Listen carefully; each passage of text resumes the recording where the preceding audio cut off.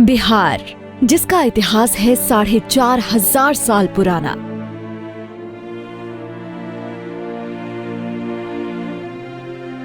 वेदों पुराणों में मिलता है जिसका उल्लेख, वो अनमोल बिहार है अपना, जिसके अनुयायी फैले हैं पूरी दुनिया में, वो गौतम बुद्ध हमारे हैं। बिहार की धरती से ही हुए महावीर जैसे विचारक, 24 जैन तीर्थकरों की कर्म भूमि रही बिहार। सिखों के 10वें गुरु गोबिंद सिंह की जन्मस्थली बनी पटना।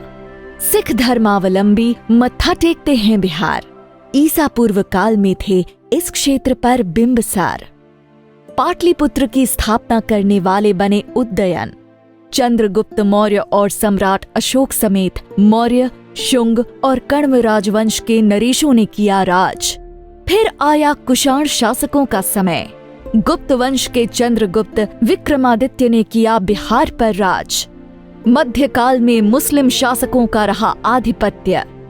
राजा विशाल का गढ़ बनी वैशाली, जहां गणतंत्र ने लिया था पहली बार आकार। 7,500 से अधिक प्रतिनिधि मिलकर चलाते थे शासन। यूरोप से पहले वैशाली में मिलता है लोकतांत्रिक व्यवस्था का पहला उदाहरण। फिर विकसित हुआ मगध के इर्द गिर्द सत्ता का केंद्र। बृहद्रथ के वक्त से अजात शत्रु उसे बढ़ाते हैं। महापद्मनंद और फिर चाणक्य और चंद्रगुप्त की जोड़ी ने रखी मौर्य वंश की नींव, जो फैली पूरे भारत में। दुनिया को बिहार ने ही दिया अशोक, ऐसा राजा जिसने प्रेम से जीतने की बात कर दुनिया भर में भेजे अपने दूत। गुप्त काल के रूप में भारत का स्वर्ण युग भी बिहार के मगध से ही हुआ संचालित। यहाँ होते हैं जनक जैसे राजा और याज्ञवल्क्य जैसे विचारक।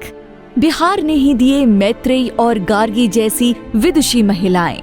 मिथिला में शंकराचार्य से मंडन मिश्र की पत्नी भारती ने किया शास्त्रार्थ। यहाँ चाणक्य, वात्स्यायन, आर्यभट्ट, चरक, राष्ट्रकवि रामधारी सिंह दिनकर, फणीश्वर नाथ रेणु, भिखारी ठाकुर, बाबा नागार्जुन जैसे विद्वानों ने समय समय पर लिया जन्म, जिन्होंने देश और दुनिया को अपने विचारों से दिया दशा और दिशा। नालंदा, विक्रमशिला जैसे विश्वविद्यालय खड़े होते हैं और दुनिया भर से छात्र खिंचे चले आते हैं बिहार। बिहार के ही कवि विद्यापति अपने मधुर गीतों से जनमानस के हृदय में जगाते हैं प्रेम, तो बाबा तिलका मांझी और वीर कुंवर सिंह गदर कर जीना हराम कर देते हैं अंग्रेजों का। इसी बिहार में कादम्बिनी गांगुली जैसी महिला का जन्म होता है, जो देश ही नहीं बल्कि पूरे ब्रिटिश साम्राज्य की पहली महिला ग्रेजुएट बनती हैं। तो रुकैया खोलती हैं मुस्लिम छात्राओं के लिए स्कूल। सच्चिदानंद सिन्हा, महेश नारायण जैसे जगाते हैं बिहारियों की अस्मिता। नील किसानों को न्याय दिलाने के लिए तो राजकुमार शुक्ल, मोहनदास करमचंद गांधी को चंपारण खींच लाते हैं। सत्याग्रहों का होता है अनूठा प्रयोग। देखती है दुनिया, अंग्रेजों के डगमगाते हैं कदम। बिहार आकर गांधी सामाजिक कुरीतियों के खिलाफ भी उठाते हैं आवाज। इसी पावन धरती से महात्मा बनते हैं गांधी, तो देश के पहले राष्ट्रपति बनते हैं बिहारी सपूत राजेंद्र बाबू।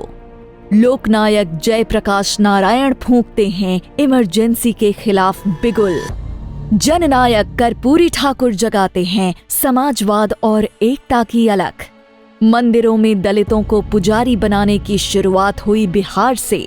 जमींदारी उन्मूलन की नींव पड़ी बिहार से, जिसे अपनाया पूरे देश ने।